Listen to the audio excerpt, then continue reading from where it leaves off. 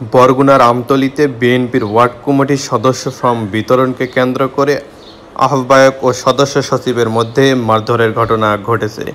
এতে গুরুতর আহত হয়েছেন ৮ নম্বর ওয়ার্ড বিএনপির সাবেক সদস্য সচিব আব্দুল গনি মিয়া।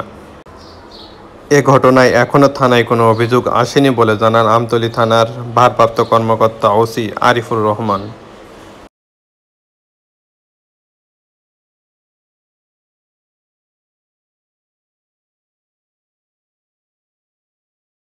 আমরা আমাদের এখন বর্তমানে তো কমিটি হইতে আছে, তাই আমাদের ফরম দিয়েছে।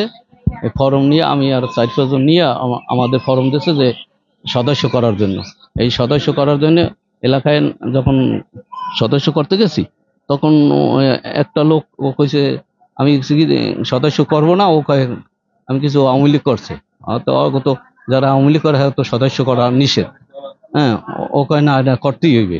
ও তারপর এই ফেরদৌস আমার আহ্বায়ক, আর আমি সদস্য সচিব। তারপর আমি কইছি যে হ্যাঁ, যদি হলে আমার হলে আমি নেতাকে জানাই, যদি হারা বলে হলে নিম এটা পরে, আমরা পরে নিলে অসুবিধা নাই তো। এরপরে এই কথায় তারপর ওর লগে আমার লগে অনেক কথা কাটাকাটি হয়েছে। এই ও ফোন দিয়া ওর পোলাপান হেরা চাপাতারিতে পোলায় আওয়ামী লীগ করতে, এই পোলা আওয়ামী লীগ করতে, এবং এই পোলায় চাপাতিতে দিলেই অনেক পোলাপান লইতে আইয়া হামলা করছে। তাই আমার লগে এরা ছিল কয়েকজন, হেরা সব ঘটনা আমতলী ৮ নম্বর ওয়ার্ডে। তো এই ঘটনা সম্পর্কে আসলে কী হয়েছে আমি বিস্তারিত জানি না, তবে আমি শুনেছি।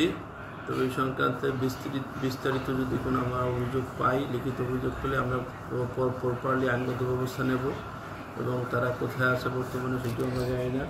তবে যদি তারা মারামারিতে বড় ধরনের আহত হয়ে থাকে, তাহলে আমি বলবো তাদেরকে হাসপাতালে গিয়ে সঠিক চিকিৎসা নেওয়া এবং পরবর্তীতে এই সংক্রান্ত অভিযোগ পেলে আইনগত ব্যবস্থা গ্রহণ করা হবে। ধন্যবাদ।